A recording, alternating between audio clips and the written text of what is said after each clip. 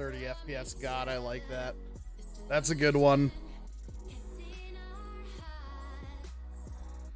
Quality YouTube channel name.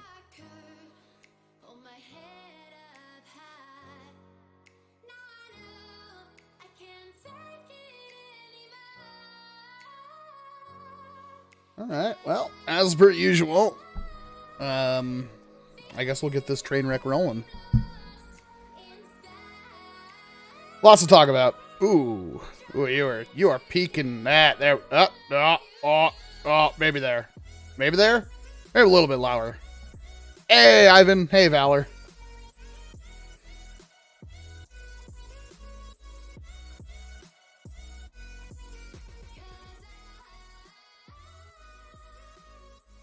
Okay. Oh, I have to reset that up. Welcome to the Saturday Night Stream Thang. It is just me this time. Everybody else is busy. We got things going on all over the place right now. But this is a live stream that happens every Saturday night, featuring usually me, because it's on my channel. I don't think we've ever done a Saturday Night Stream thing that doesn't include me being welcome. And there's usually no set anything going on. However, that's about to change. I have big plans, starting with the fact that, like, this week, I was gone all week. I was here, but I had a visitor that spontaneously showed up, which is, of course, if you've watched the channel since the very beginning, it was my old roommate, my best friend since 2nd grade. So, that was cool. I don't know if you ever had the chance to, like, he was kind of in the Nerf game. He was there with me when I first started. But showing him how things were now was magical. He had no concept when we were like modifying long shots to maybe hit like 130 FPS and short darts were a pipe dream, and all the crazy cool stuff we have now. It was wonderful, and it really reinvigorated me and the channel because he was hyped and I was hyped. We had a great time. Also, I finally had somebody to play Beyblades with. Yes, there is a delay. What is going on there? How do we fix the delay? There's not really much I can do to fix a delay now, can I? I am using a USB cable, a very long one. I wonder if that has something to do with it.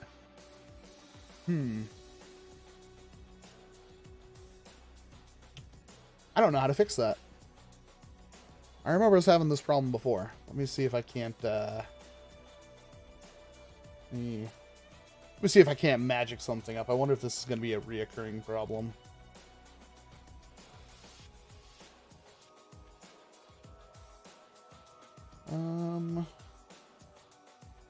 Let's see if I can do this.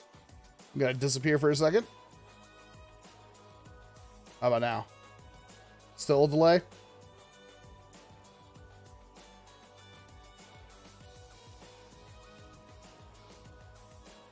It might be still delayed.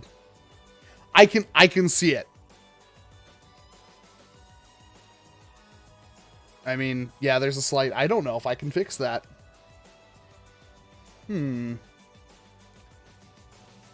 That's a problem I wasn't expecting.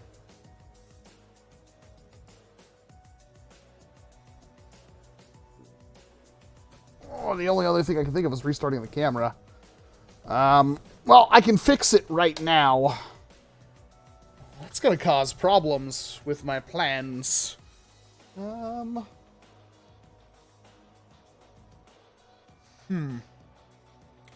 Yeah, I can see it.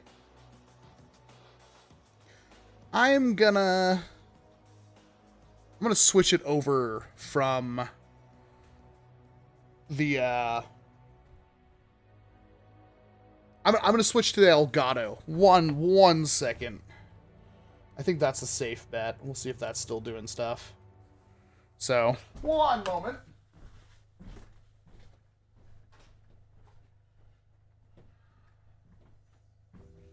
Let's see here.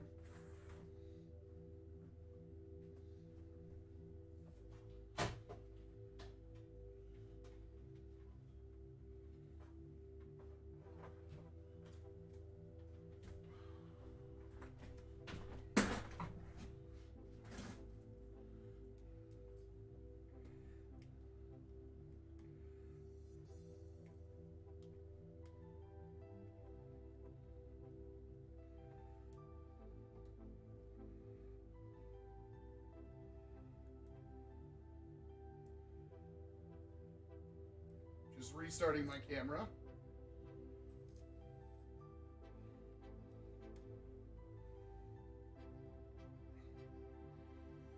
And seeing nothing on the display. Oh god, what's going on?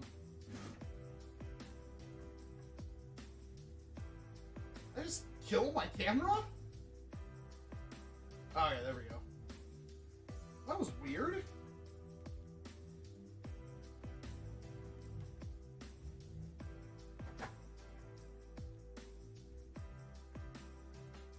Okay.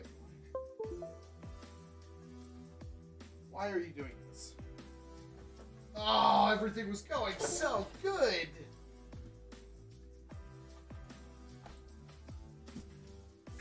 And blank screen again. Wow.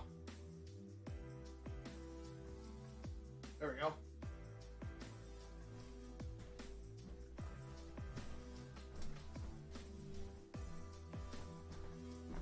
Can't ever have nice things. It's just the rules of nature.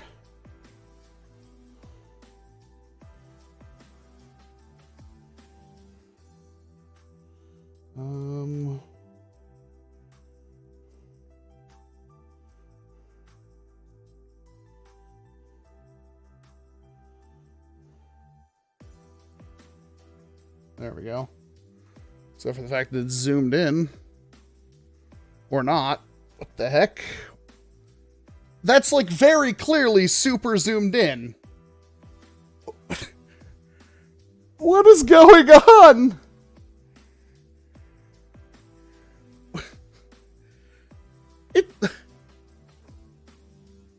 Oh no.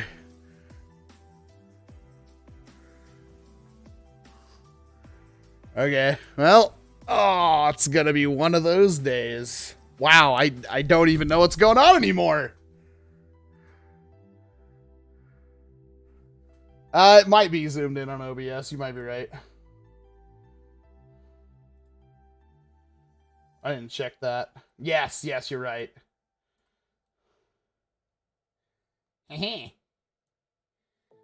we go. That's a little bit more tolerable. For as much as a camera featuring me can be. Alright. So there's no delay now, right?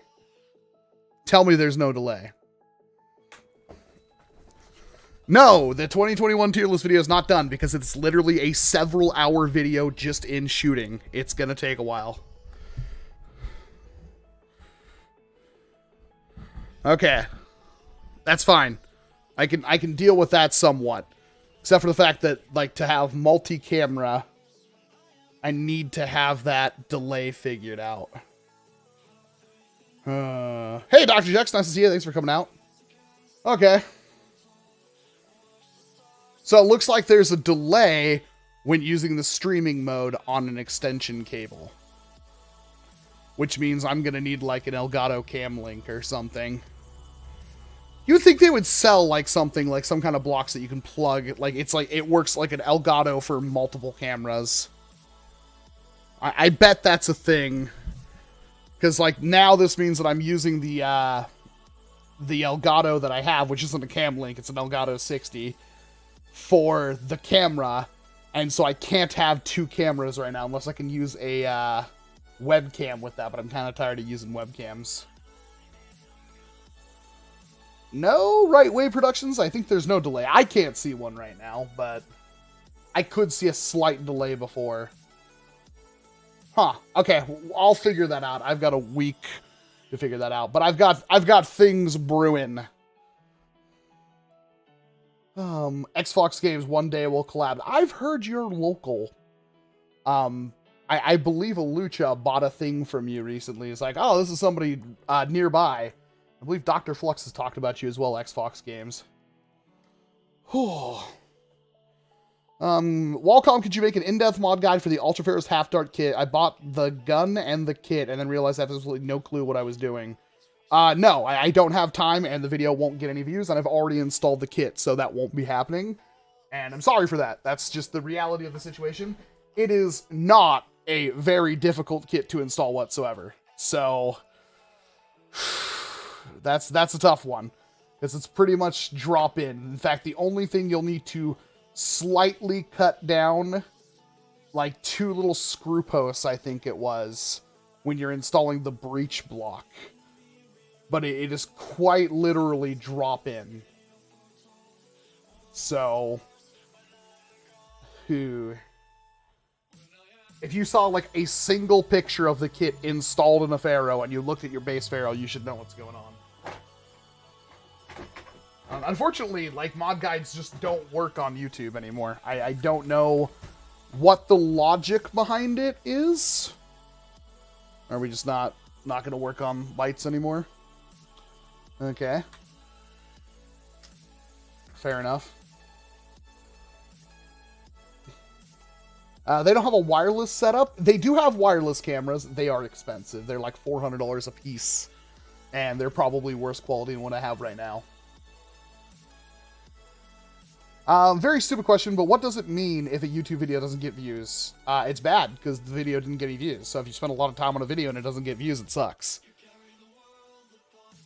It is weird because crafting channels do well. I think it's because it's hyper-specific. If I want to throw my hat into the ring, you basically have to rely on people, like, let's say, everybody in this room, the 60 people watching the stream right now.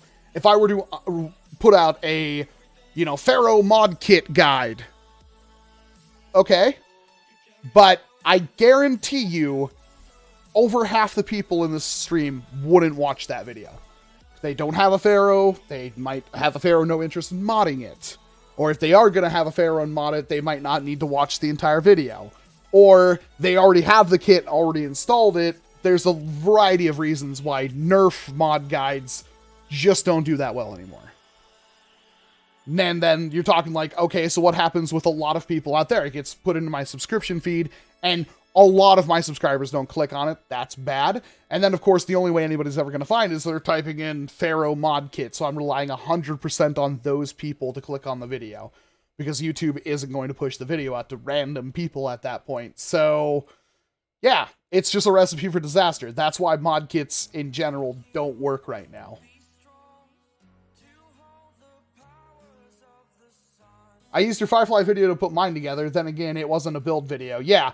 And so that's what I've been trying to do. That was one of the reasons why that video was the way it was. I was trying to experiment, and I still want to hopefully get better at that, because there's a lot. I think mod, like, it's an interesting, because I don't think mod in general is dead. I don't think NERF mods are dead. I just think the hyper specific mods, like mod guide on this, mod guide on that, I think those are probably not going to work.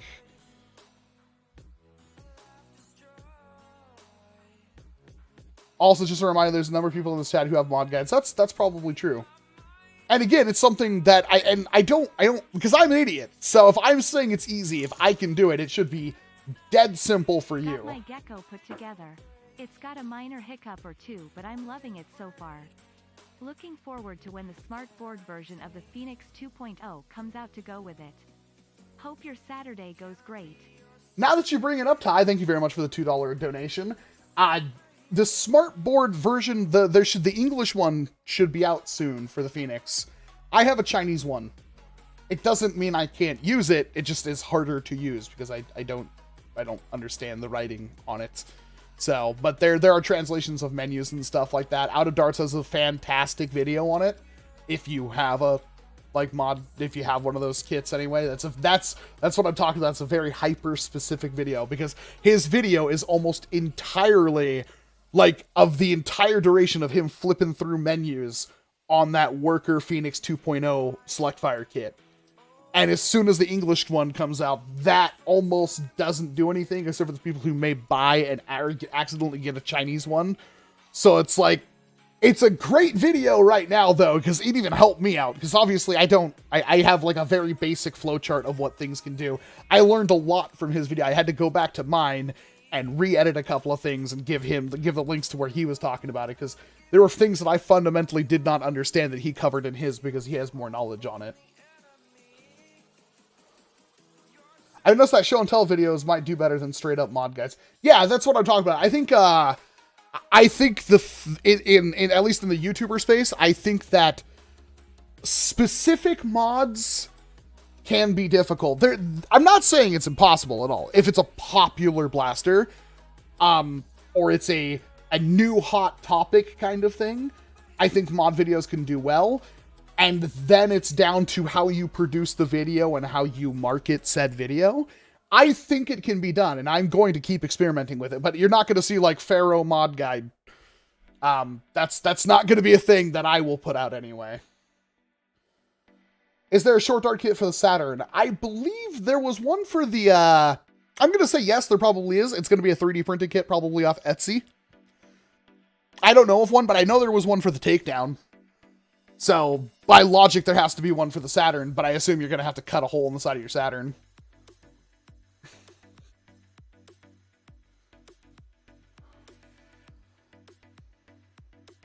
Do you still have your Sentinel, asked Brody? I have one that's in box right now, and that and the corpse of the low blow are the only Sentinels I have at the moment. Daniela Miller asks, is this a stream live? Yes. I ordered a spring for from Worker for my Nexus Pro and shot my friend with it and left a giant red mark on his back. Yeah, that's what, like, yeah, about 150, 200 FPS will leave nice, big, noticeable welts at close range. It's still not like the piercing damage you get with like an airsoft BB, but it hurts.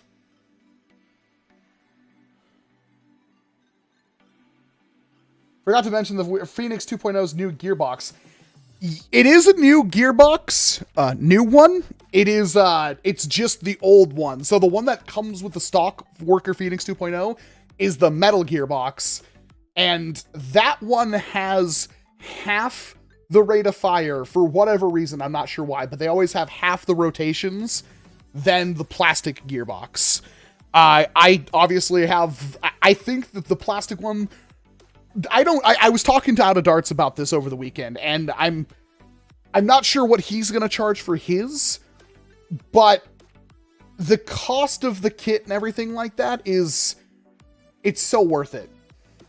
Because I'm basically going to say it's going to probably be about $250 for a complete, like, either the whole blaster already done, ready to go, or the blaster and the kit separately, and it's basically drop in. The old wiring on the Phoenix 2.0, if you open it, everything's connected with bullet connectors, so you basically just unscrew the Phoenix, pull it out, unplug some connectors, rip out the old wiring loom, which is disconnects from the connectors, and then plug in the new ones and you're ready to go. I do have a whole video on it, you'll see it soon. I'm gonna cut it down a lot, so the entire build process, which was probably 30 to 45 minutes for me, you'll see 2 minutes, maybe. And it basically, the hardest part was probably you have to have some kind of adhesive that is heat resistant, because you have to glue or tape or something the thermistor. They have like two thermal conductive things that go on. You put it on the flywheel motor and you put it on the pusher motor, because that thing will burn itself out. So it is. Oh, your internal mag sentinel. I forgot that was even a thing. I literally forgot that was a thing. I had no clue. I literally, wow, it tells you where I've been at. But that was like 3 years ago.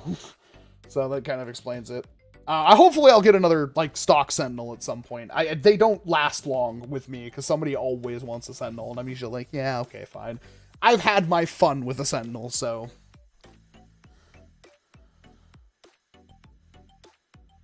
Hey buddy, I love your channel. I was gonna say I purchased a blaster from Monkey Mods and they made for you and have to say it's very nice. I love that thing. I still love that Firefly. That was one of the funny when my friend was over. That was one of the coolest things that I showed him. He absolutely loved it when I was able to show like, hey, here it is with normal short darts and it's, you know, it's hitting stupidly hard. And I'm like, and then, you know, I loaded 3 shells into it and the last shell was the buckshot. And it's like, he's like, what? You have an actual shotgun now. We don't have to use the rough cut or the sledge fire thing. It was awesome. We had a good time. It was really eye-opening to see somebody who like they have fun. They used to go with me he used to go to me to the Dart Wars and everything like that all the time. So for him to see how things have progressed, because he's had no clue, it was eye-opening. It was fun to see him get so excited. And now there's a lot of things he wants that he's like trying to rationalize getting. How many modded blasters do you still have? Almost everything I think I've pretty much ever made, I still have to some degree.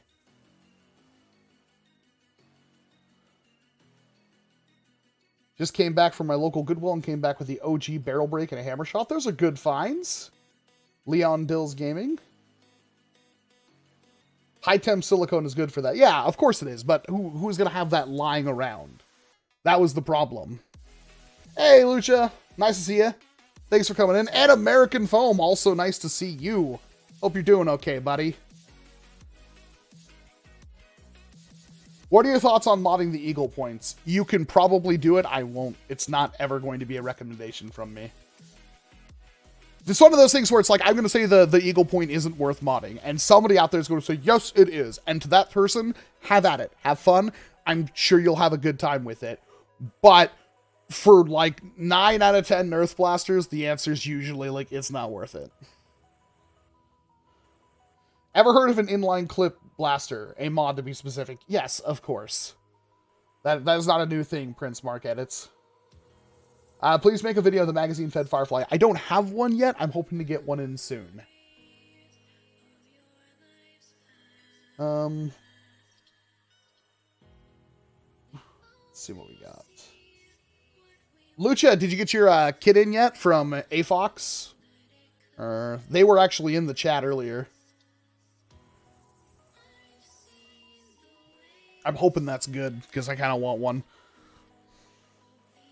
Lucha and I will be going to a thing in Texas in early April. That should be hopefully a ton of fun. I'm really looking forward to it.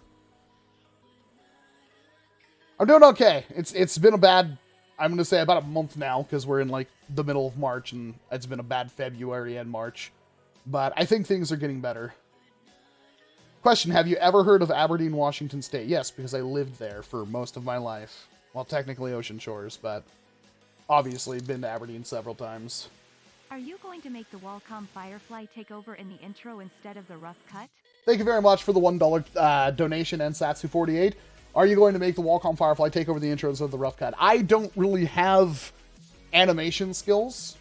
That intro was done by Dapstart, whom I did see recently pop into a chat, but they've been out of the Nerf game for a while.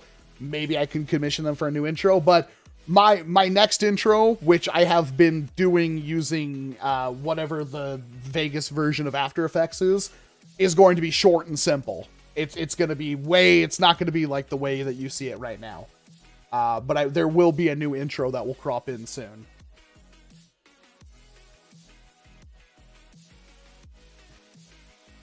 Any hopes for future DZ blasters? I mean, they haven't really dropped the ball yet. I have vague worries about gel balls from Dart Zone. I hope they didn't put a whole lot into that. Jared's Epic Blaster Battle. That is in June, I believe. And Flux and I are going to that as far as I know. I don't know. I haven't seen anything about that. I haven't talked to Jared since like October. So hopefully it's still going on.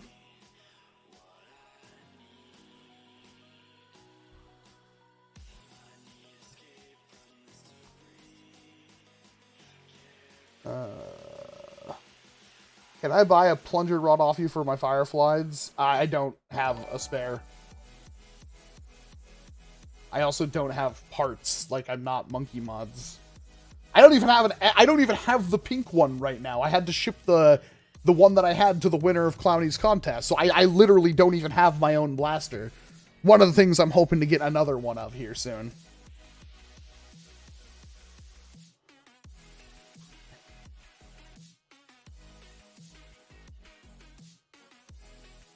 I have the mod idea to make a dual out-of-darts Jupiter that's bolted together by a proton pack.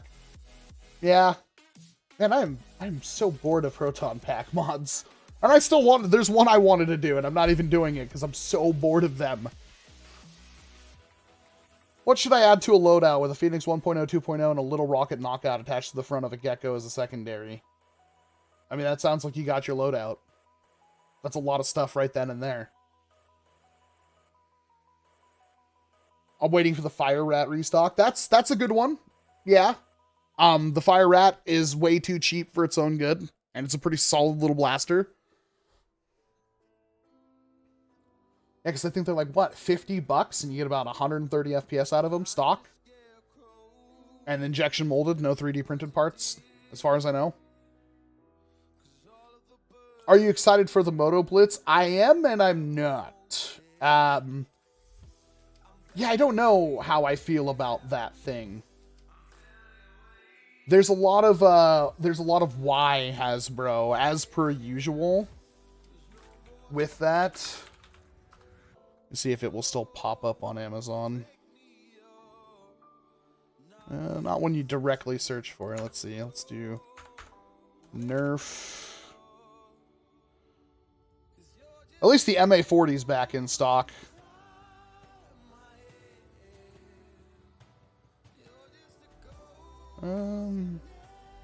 Yeah, unless you have like the direct link to it, it doesn't show up on Amazon. Interesting. Whack. Essentially, there's a blaster coming out. I think it's $42, and it's basically a Raven with an undermounted. I think it's an air-powered. I guess it's a rough cut. It's either a rough cut or a mediator barrel. I have a direct link. Yeah, I don't see it. It was posted in my Discord at one point. Let's see if I can't find it really quick.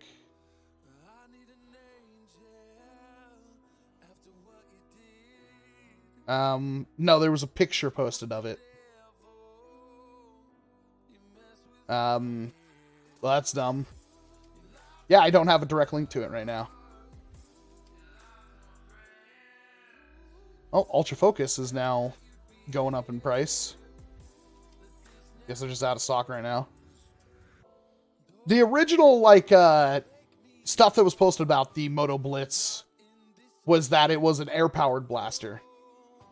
So, basically it's a Raven with an undermounted shotgun for $41. But the blaster itself looks great until you see the undermounted thing, which is like a completely different design link. It's horrible. It upsets me greatly. Thank you, Coney. That's weird why it doesn't come up when I'm searching. I mean, it's not super awful. It's just kind of awful. I haven't done a video on this. Maybe I should. I hate trying to move things in. Oh my god. They could make Streamlabs like just a little less horrible to use. So, I saw some people complaining about the negative spaces. There's a gap, obviously, right there underneath the scope. I think it's fine. I honestly think the negative spaces are a good thing to have. Where the hell is the flywheel cage? I'd love to see the other side of the blaster. Can I see the other side of the blaster in any of these promotional screenshots? How many screenshots of this blaster do you have, Hasbro? And you absolutely refuse to show the other side of the blaster. I mean, obviously it's going to be right in front of the mag well or something, but man. Oh, that is so annoying. Let's read the actual, like, Hasbro product descriptions, shall we? 2 ways to blast darts with a NERF Elite 2.0 Motor Blitz Blaster. Choose your mode. Blast 6 darts at once with an air-pressurized air blitz action. So that's spicy. Yeah, that's confirmation that it shoots all 6 darts with the shotgun at once. I don't think that slide is big enough to be a hamp either. Like, that might actually be interesting. Or unleash 10 darts in a row with a fully motorized blasting. Air blitz action. Blast with air pressurized power to unleash 6 darts at once. Pump the handle to air pressurize the blaster and press the air blitz button on the side to lock 6. No, so it's an air tank. That's so whack. So this is the thing where and it's actually out of stock right now, which is wild. It was in stock. What gets me about this thing is that Hasbro goes so long, basically, with no air pressure blasters anywhere. We did get the Mediator barrel, which was a 3-dart, a shotgun, I believe. But this is a double Mediator barrel bolted onto a Raven, and the MSR, the price they were selling on Amazon was $42. And for whatever reason, that is way cheaper than what you normally get with Hasbro. And I'm kind of wondering if the price wasn't a mistake. And that's why it's temporarily out of stock, even though the blaster was never in stock. It said July 1st. That's a lot of value from Hasbro. Seriously, like, I'm actually, good job, Hasbro, because all of that, a 10-dart mag flywheeler with an undermounted air pressurized shotgun, for $42? Like, the turbine was $40. Now, granted, this isn't full auto, it's essentially just a strife, but no, that's really interesting. And I'm kind of starting to wonder if they didn't add the like, weird, whatever the Moto Blitz look, like, I don't know what design language that is, because if you were to remove that and just make it look like Elite 2.0 the way, it would be like one of the best looking blasters Hasbro's ever made, and it looks pretty militarized, like a little bit more than normal. But this is something that's actually semi-worth getting excited about. So essentially you pump up the bottom thing and then you press the big orange button on the side and you launch a 6-dart shotgun. Is it going to be a great shotgun? It could. It's air power, but I kind of doubt it. We'll have to see. And for $42, I'm not going to be too hurt about having to try it. It's got tack rails on both sides. If you zoom in, you can't, but if you zoom in on where the side tack rail is, you can very clearly see one on the other side. It's got a rail on top with what appears to be an integrated scope. And yeah, no, that looks pretty good to me. For $42. That is a surprising amount of value from Hasbro. How are they going to mess it up? Like, you know they're gonna. So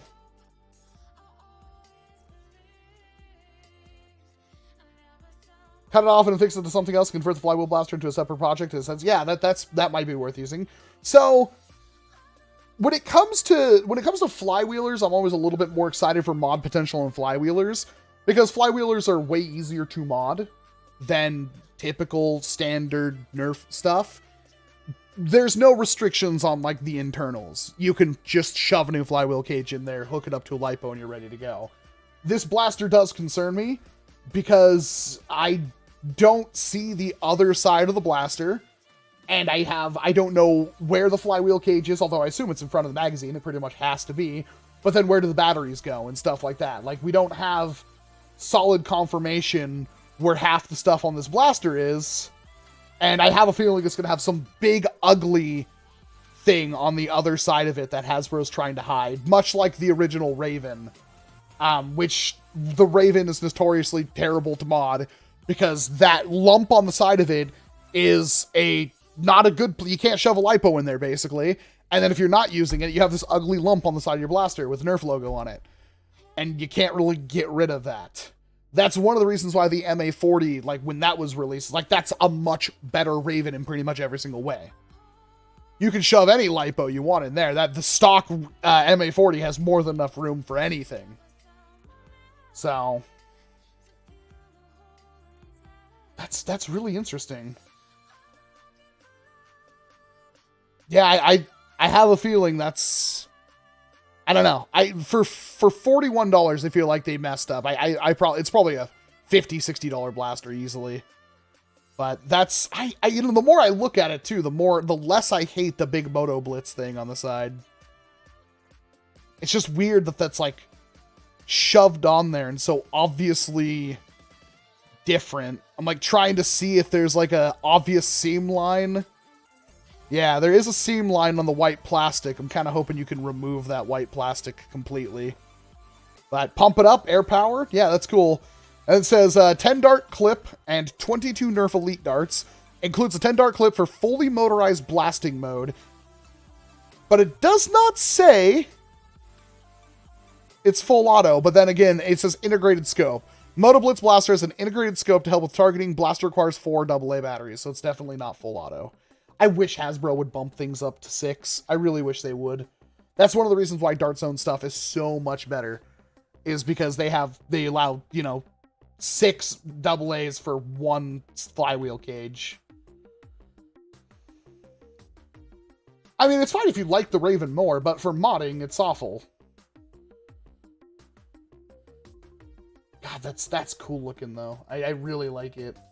I was indifferent on it before, but the more I look at it, I just wish it color matched. That's so frustrating. That's so frustrating.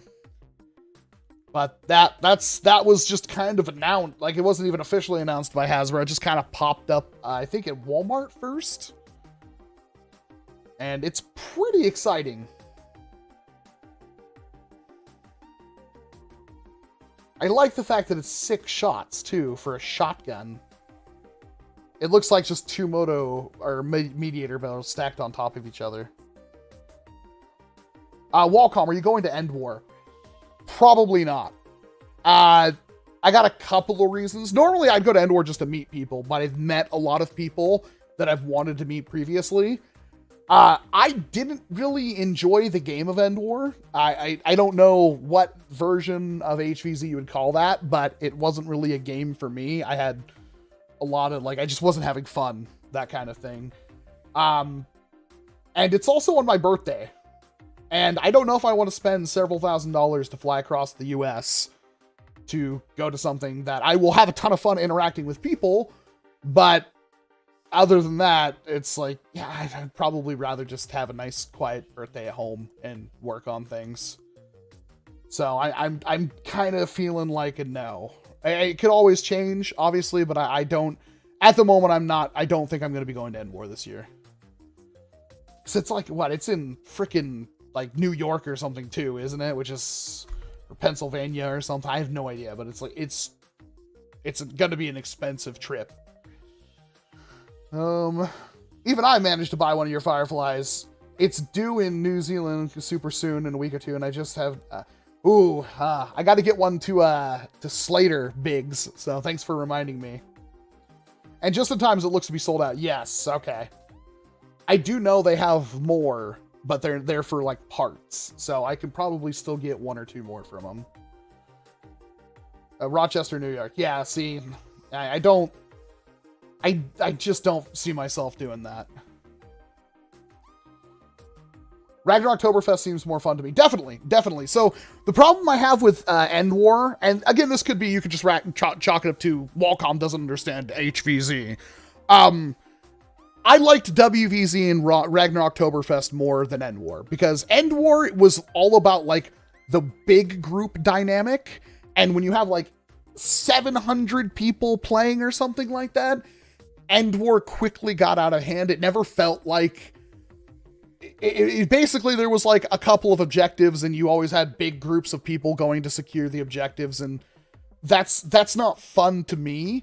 Because, like, if you want to do, like, just a thing with you and your 2 friends or something like that, sure, you can go out there and shoot zombies, and you can have a good time doing that, and maybe you can make a play and take down the large group of zombies, but you didn't really have a whole lot going on.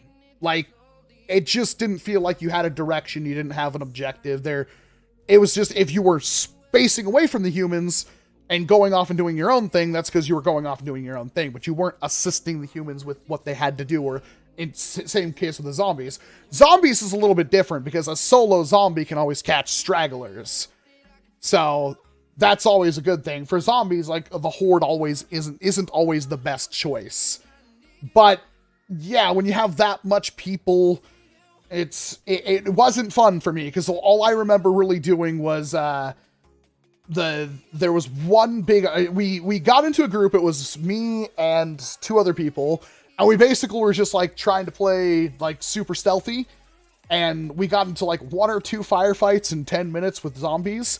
And it was, like, a small group of zombies. And once they knew where we were, they would respawn and come back with more people. And then it was like, okay, well, this is quickly going to get bad because if the horde just turns on us, we're not going to be able to do anything. And of course, I'm not much of a runner. However, once we met up with like the main group of humans and everything like that, it quickly just turned into like, we were just being herded like cattle or sheep because they had like multiple unstunnables, or they're not unstunnables, but they're like, you basically can only shoot them and tag them down for like 5 seconds. To meet our mutual friends again, but since my second kid's due in May, I probably couldn't leave mom alone. Lol, I'm not dead by the way. Lol. I think that's the first time you publicly acknowledge that you have another kid coming. I mean, you told me pretty much immediately, but I think that's the first time you said something public. Hopefully you're okay with that. Thank you very much for the $5, McDoyle. I would go just to meet our mutual friends again, but since my second kid's due in May, I probably couldn't leave my mom alone. Or leave mom alone. Yeah, see, that's the thing. I'd love to go to meet people, but it's also like, I'd rather go to any other event, I guess, to meet people that wouldn't cost as much, I suppose. It's hard. It's a hard decision. It's not that I don't want to go. It's that the amount of time versus what I get out of it. Now, if it was a game I knew I was going to have fun with, like Ragnar Oktoberfest, I would definitely go. But End War wasn't fun for me. As Valor said, way too many unstunnables. So basically what happens is you have the horde of the zombies, and then you have the unstunnables. And the unstunnables basically can only walk, but when you shoot them, they go 1, 2, 3, 4, 5, and then they start walking again.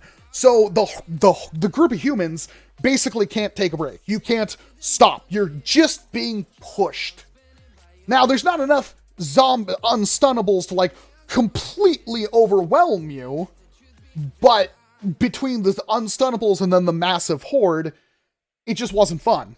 It was not fun. You were just like, we walked around in circles like 3 times looking for a dragon egg or something like that. It was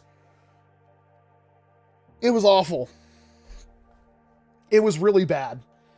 The first mission was like, and I didn't play the first mission, I don't think, because I wasn't even expected to play that night. I thought we were just going for like, or like just to, you know, check in, see what everything's going on, and then they said, oh, by the way, there's a game tonight. First mission. Was like, there was 3 teams, and apparently they do that every year, but then they always just make 1 team for the first mission, zombies. So you don't have to worry about being turned into a zombie in the first mission, besides the fact that they turned you into a zombie for that mission. So there's like, you know, 1/3 of players are zombies at the very start of which is like, holy crap. It doesn't play in the way that I normally associate like College HVZ, which is where you have like OZs and they're usually human, but they're actually zombies and you don't technically know who they are unless like, it's basically like a stealth deduction game. Because the zombies have to like pick when they start attacking, because the second they do anything, people will recognize, hey, that's a zombie, that's a zombie, that's a zombie. That's how I played HVZ in college. And of course that quickly gets out of hand. So they pick like 5 to 10 people to be the original zombies, which are basically players. Like they would have blasters. They just never used them. And they would have full gear and they'd say human, but they were actually zombies. So they'd walk up and they'd walk behind you and tag you and go, you're a zombie now, give me your card. And you'd be like, and give your card to them and they'd take it and put it away. And then if somebody saw that, they'd go like, oh no, you're the zombie. Yeah, and that's how it would go. And of course that would be hard with like a couple hundred people, but I feel like you could still make that work. Worked on college campus, but I don't remember how many people we actually had playing. It seemed like a lot. WZ had the missions system, which was super cool for both zombies and humans, because you just got to get your groups of friends together, basically form a party like an MMO group and get a mission and go do the mission. And I thought that was wonderful. I thought that was amazing. And can you scale that up to hundreds of people? I feel like you can with more missions and more, yeah. Like, I don't feel like that wouldn't work for a large variety of things. And there were incentives because you could get tickets to either upgrade your person or upgrade your zombie team or upgrade your zombie, because you can go like, I completed zombie missions, got tickets. I could either put tickets into the pool to lower the zombie respawn timer so we could respawn timer faster, or I could put tickets in to upgrade so I can have ranged attacks with the loofah or the pool noodles and stuff like that as a zombie. And there were events and stuff that would happen, and they were always traps for the humans. Not really, but they were. No, I thought WVZ had a brilliant game, because you could be by yourself, You could go with random groups. Like, and it was, I mean, clearly I was an NPC, but you could hire me to go with you, and I could die, but I would always just go back to the human thing and just wait for the next people to hire me, which was kind of a fun mechanic. So if you wanted to, you could bribe me with tickets, and then the tickets I got would just go to distribute to other people for little events that I came up with. It was fun. And then Ragnar Oktoberfest is people versus people versus people versus zombies. So there's 3 human teams, and then there's a zombie team. And the human teams were competing for points, and the zombie teams were competing for killing everybody.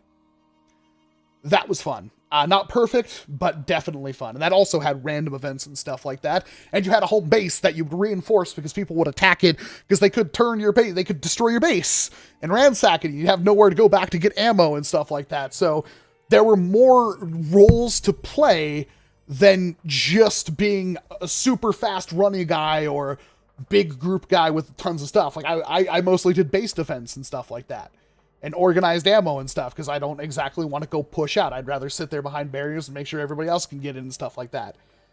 Doesn't mean I didn't go to events and didn't go out once in a while. And if you got shot by a human, you had to sit there and basically bleed out. You would count to 10, and while you're counting to 10, either you had to be rezzed by a medic, which had to walk up and put their hand on your shoulder and count to 3 or something like that, or you got tagged by a zombie, or you bled out, which at that point you'd lose one of your 10 lives. And they used NFC tokens to track it. It was super cool. Ragnar Oktoberfest was really, really fun.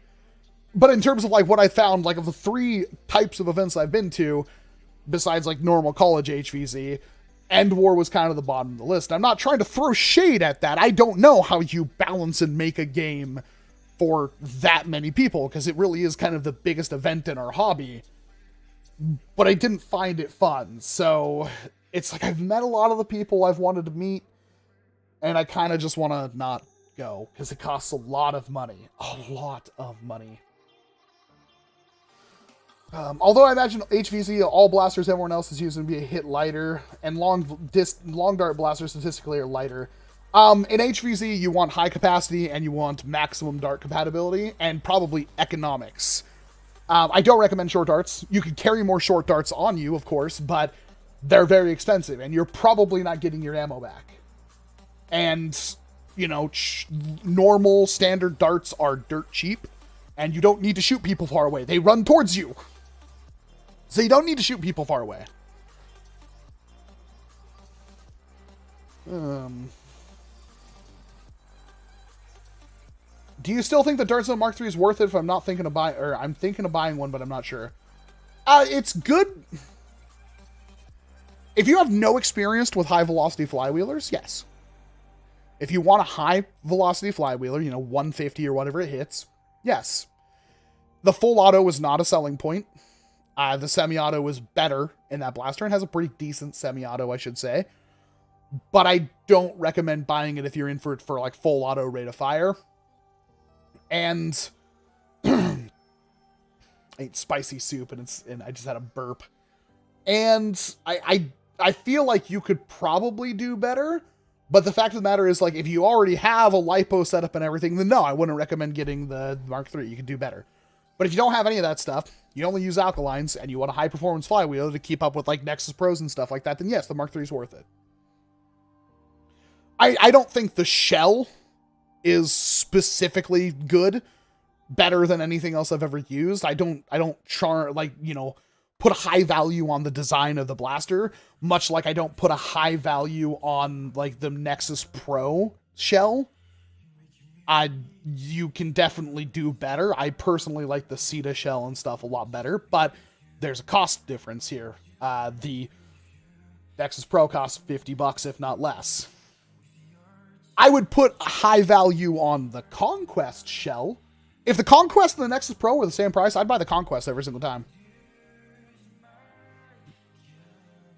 It's some kind of dart-flinging platypus.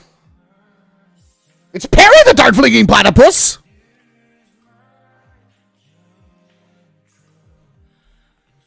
How dangerous is basic soldering kit? Don't touch the hot thing, and just don't get, like, right up in it, because the solder will splatter a little bit sometimes if there's, you know, it just does. Like, if you're, you know, soldering from back here, you're fine.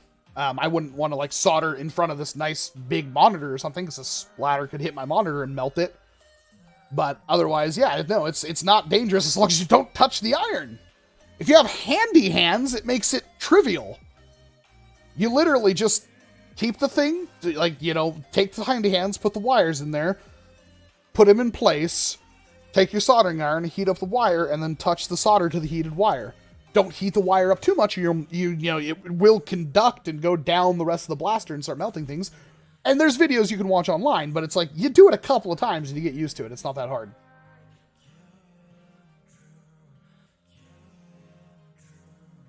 The Conquest is my favorite super good blaster. Yes, I love the Conquest. I think it's an amazing blaster.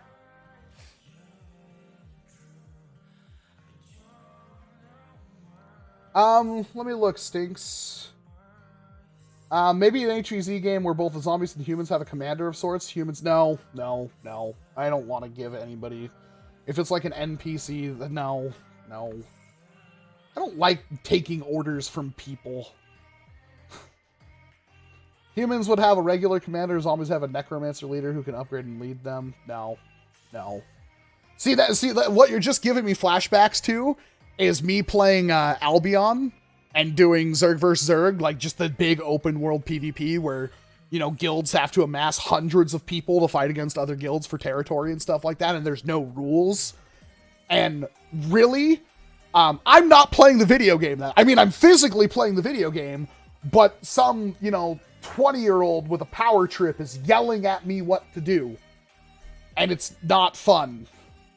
And unless I'm like max level everything and super big boy, they don't care about me. I am cannon fodder.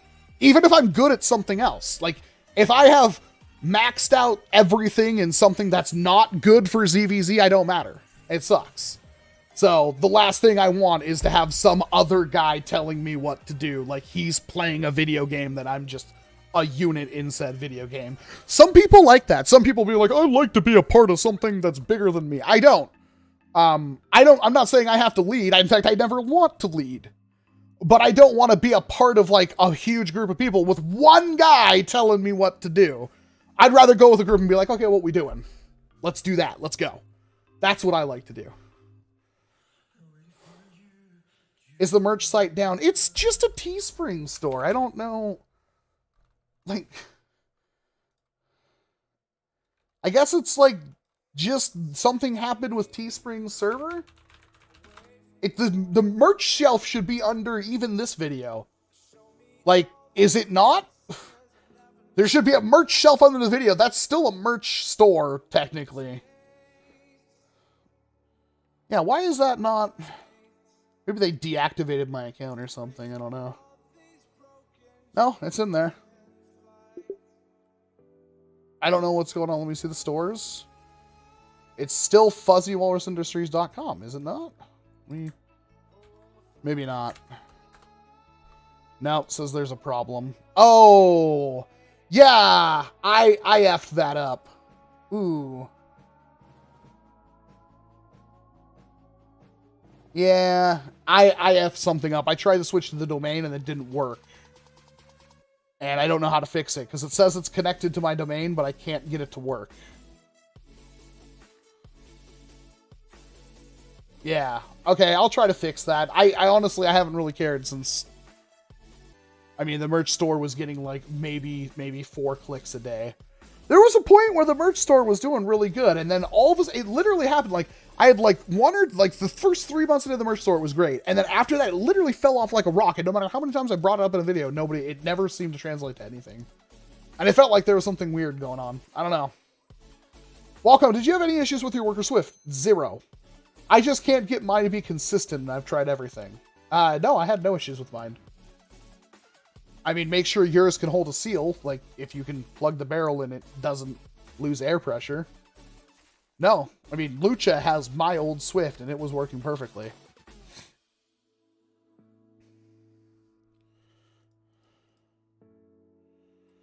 Yeah, I don't know how to fix that, because I don't know anything about domains. It says it's connected.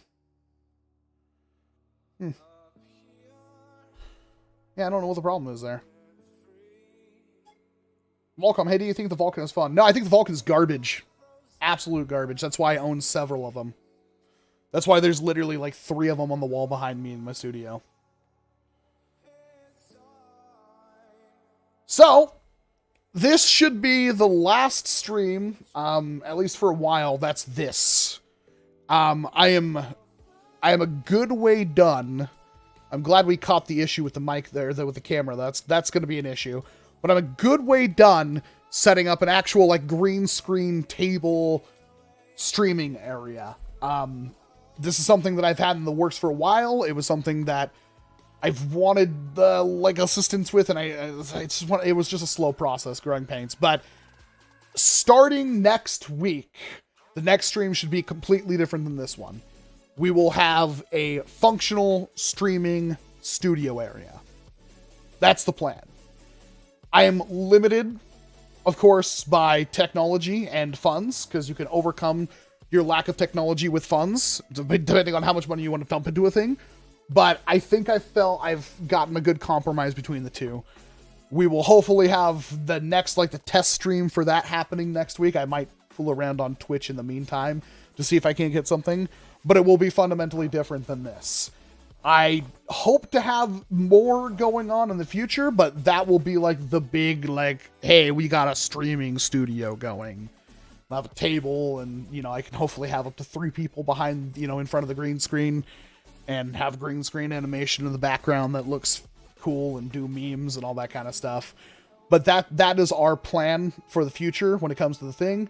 The studio and doing the stream in general, because this is kind of boring, because it's just me sitting here talking. And that will also have connectivity with like the target and stuff like that, doing target shooting, having target shooting competitions. This is a NERF stream. So beyond doing mods, which we will be doing, I do have a workbench and everything now. We will hopefully go back to doing like also just shooting competitions with the target. Because I can sit here and talk about NERF, but I can't really show a whole lot of NERF. And trying to show off like shooting at a target and stuff, that's quintessential NERF. That's for the near future. In the far future, I don't know if we'll get to it this summer. It really depends. As of right now, sponsorships are still rolling in, and sponsorships have been kind of like, I know you guys hate them, but they're like the easiest thing to do, that they just pay a ridiculous amount of money. If that makes any sense. I say easiest, it's not. It's actually really soul crushing to do like an ad. The fact where I actually get behind on them. When you see like, oh, it's a 2-minute long ad, it takes a long time. I could edit like an entire 20-minute long video in the span it takes me to do that 2-minute long ad. And there's a lot of iterations on that, because I have to get approved by the company, and that takes delays, because like, send a video in, wait 2 days, get told they need to change this, send a video back in, wait 2 days, get told they need to change this again, or they wanted me to add this in now, and so it's really frustrating. But sponsorships kind of like were a thing that when it started happening, that would be the easiest way going forward to fund everything. Because it's, realistically, I know, it's like 2 minutes out of your guys' time, and most of you just skip it anyway, which is fine. As far as I know, none of my ads have been based on actual people using the product. They are all products that I have checked out. Crap, dude. Hold on, I got this. I am still... And this was one that they just wanted me to show it off in a video. I'm still rocking this thing.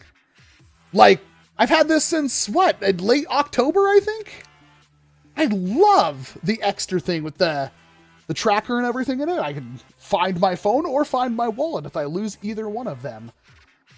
It has gotten scratched here and there, but this is like the coolest thing I've ever gotten from a sponsorship. I still have the Raycons. A lot of people were bashing on the Raycons because specifically I think it was the Dank Pods video where he trashed them.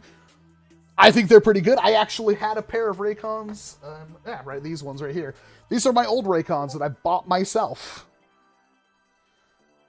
Like, I used them and I was fine with them. And I'm kind of a headphone snob. Like, I'm obviously not an audiophile, but what sounds fine to me sounds fine, and what sounds bad sounds bad. So I've been going to VPNs. VPNs are important. I don't really care which one you use. In fact, I'm doing one for a different VPN, but they all seem to be fine. As far as I can tell, they're all just a VPN. They're an important thing to have. Raid Shadow Legends. It's a mobile game. Don't like mobile games? Don't check out Raid Shadow Legends. Frag Pro? Some of you know I played Frag Pro, and I played it quite a bit. That was the problem with getting sponsored by a game that I actually like started playing for several hours a day. More like that, please.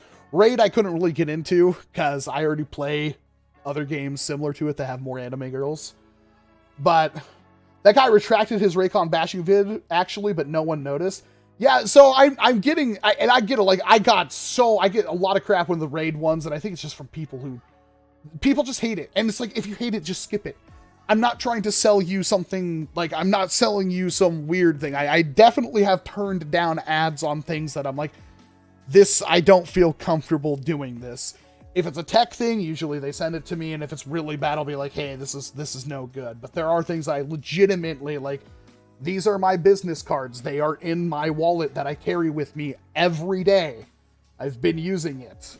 They, again, did not give me a sponsor link. They literally just paid money and were like, hey, show our product. And I was like, hell yeah. And I enjoyed it. And I fundamentally thought it was better than the Ridge. I don't have a Ridge wallet, but I thought it was better just in the fact that it had the card fanning thing, which is super cool. So I do, like, I have no problem doing ads, and that usually it's an ad isn't even me endorsing a product. I did one for Nerf Legends. Now, fundamentally, do I think Nerf Legends is a complete and worthwhile product? No. I'll go on record saying that. No. Did I have fun playing it with friends? Yes. Is kicking around frozen dog turds fun with friends? Yes. I would know. I've done it. A lot of 90s kids have. Don't judge. But I still got paid to do an ad. So what was the ad? It was me literally reading their Amazon product description, adding in a couple of descriptors. None of it was an actual endorsement, and telling you the product exists. Check it out in the link in the description. That's not buy it. That's not, this is the best game ever, buy it now. That is, the thing exists. You should check it out. I still had people like, oh my God, I can't believe you would, oh, you are Satan incarnate. How dare you? My favorite comment was, you were talking about how your childhood was ruined by bad products, and yet you shill Nerf Legends is the worst thing ever. It's like, there's a difference here. They paid me money. If you already know the product's bad, then there's not an issue there as far as I'm concerned. I'm not trying to justify this to you guys, but there's never a time when somebody goes, yes, this is awesome, you should buy it now, and I just blindly buy it in 30 seconds or 60 seconds. I blindly bought that thing, got it, and went like, wow, this is worthless. That's never happened to me. I always like, okay, this is a product that exists, now let's watch some kind of descriptors on it. But yeah, I feel like that's kind of the better way going forward to pay for everything. So hopefully this keeps going. As of right now, because I'm behind on a lot of things, that's debatable. But as long as it keeps going into April and May, we will have a lot of cool stuff happening. So the grand scheme of things is we have the Dart Catch, which will hopefully be finished, built this week, which I'm very excited about. I bought tools. Look at me, I have big boy tools now. And by big boy, I mean like a generic Ryobi starter set that includes a saw and a drill. Things I did not own before, believe it or not.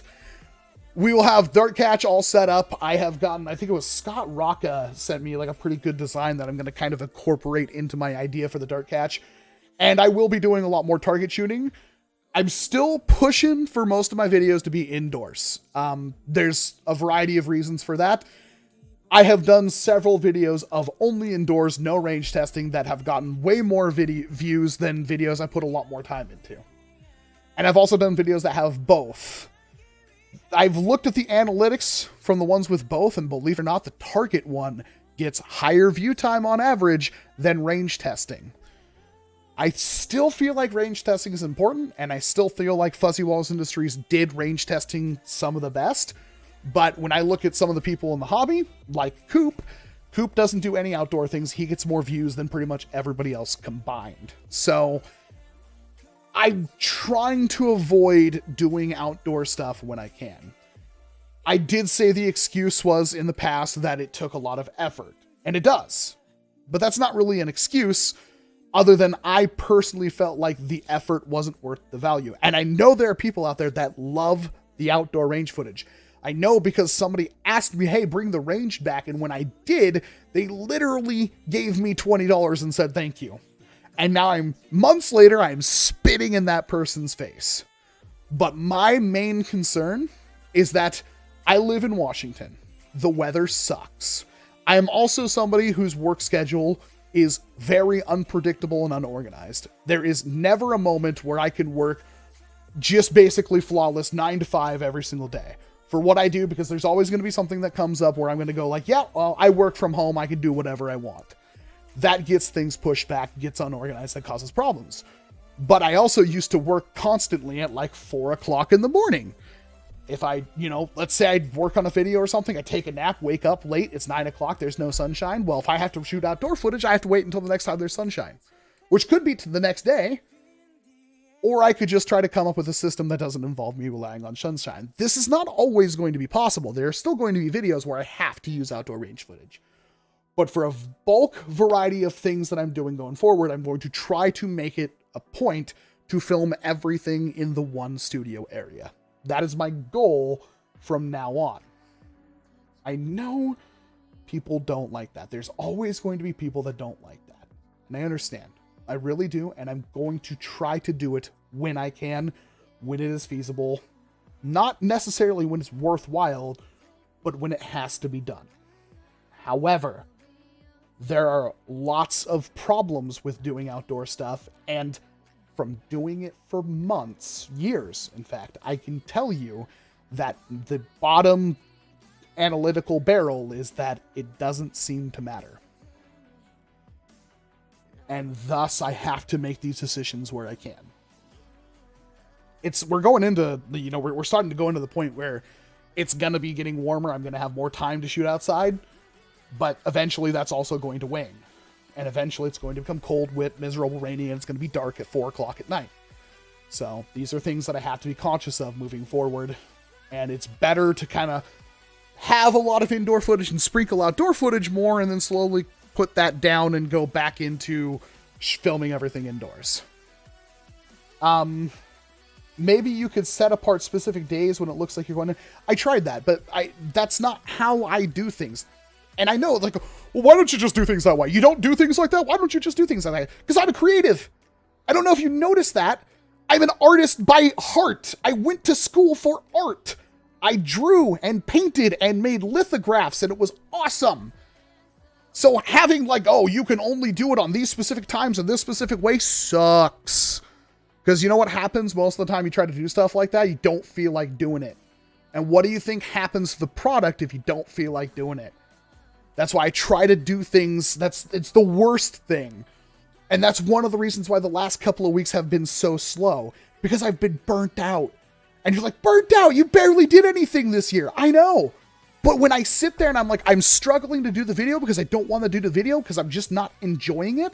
And I force myself to do it. And I force myself to do it more. And I'm really worried about it because I have sponsors. And all that stuff comes crushing in on you. And you're like, well, do the video anyway. I want to see it. You don't. Because the video sucks. And then you see the video anyway and you get bored and you unsubscribe. And that's what happens. That's what happens to a lot of creators.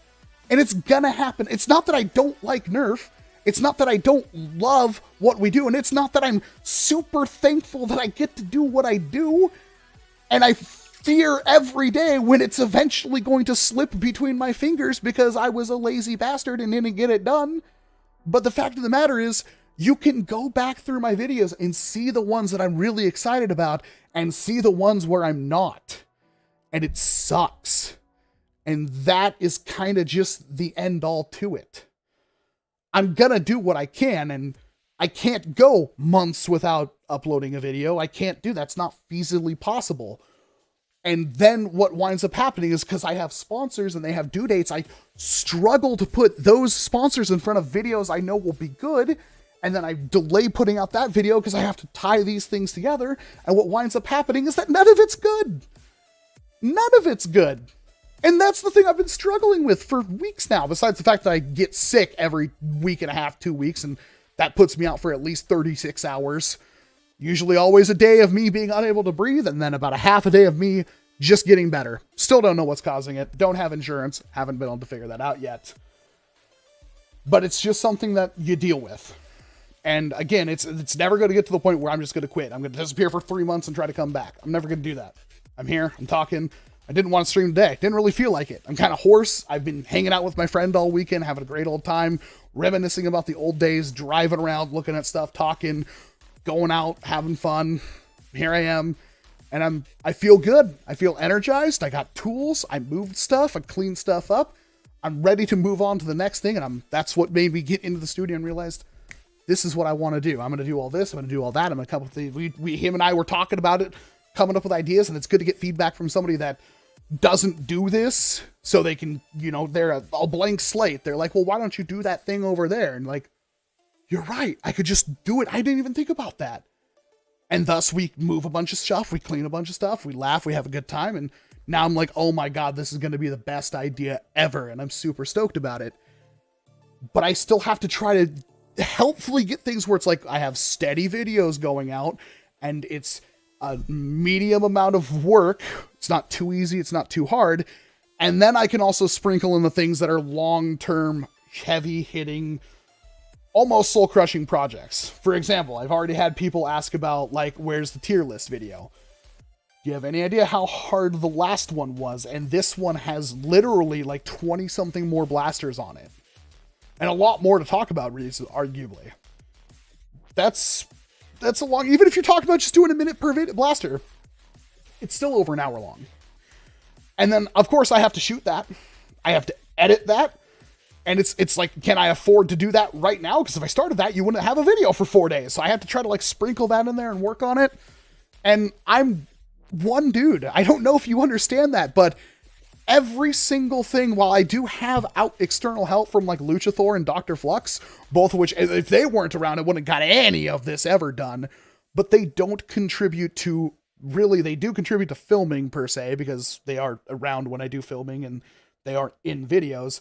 But editing and stuff, that's still all me.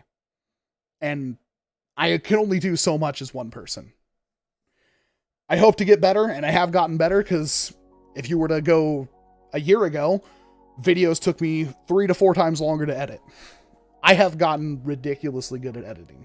I am very proud of myself for that, especially since I never took a class. And every single time I try to like learn how to do something, how the heck does a mask work? How do I mask things? Well, I have to sit there for 3 hours and watch YouTube tutorials, but eventually I get it. And the more I do it, the easier it gets turned into my workflow, and I have hotkeys and stuff to do that. But things are happening. So as long as, we can pull through all this and everything is still looking good, I can start executing on the big plans I have for all of this. So the studio is, I want to say, like, probably halfway operational. I still have plans to redo the background a bit, but I'm finally getting my second set up and running, which once I get the second set up and running, the third set will be even easier, which I'm already eyeing this wall over here for, but that's getting done. And of course we have the Dark Catch, which is technically the fourth set. Getting all that together, that's going to happen really quickly. I have a workbench, and I have more tools for the workbench, yay! And I can hopefully roll that into building, which I'm not, this is the hard part. I really want to get my painting booth installed, because I know I have to have one, but I'm slowly running out of room, and I'm 100% have ran out of windows at this point. However, I do have options with putting ventilation in the ceiling and then venting that outside, because we can do that. And if I drill a hole in one of these, in the ceiling, it's just it's a matter of replacing just that one panel. Why am I... 1 second.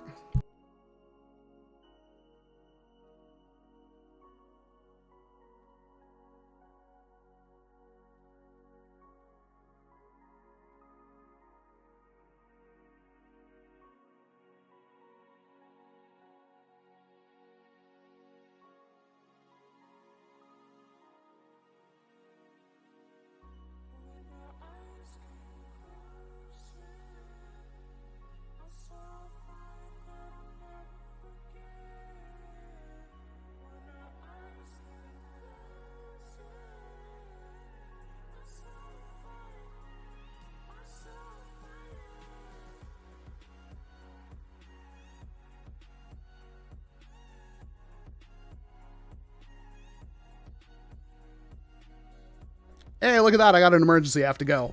Wife is stranded in the middle of the highway right now. She, you know, isn't exactly new. She's new to driving, and her car just, apparently her alternator is bad, and she died in the middle of the road. And she's freaking out, so I'm going to have to end this. I'm really sorry about that. Now I got to try to figure out how to get this done, because I don't even think I have jumper cables right now. So, yeah. I'm really sorry. I was getting into this, but I have to go. Take care, everyone. I will talk to you later.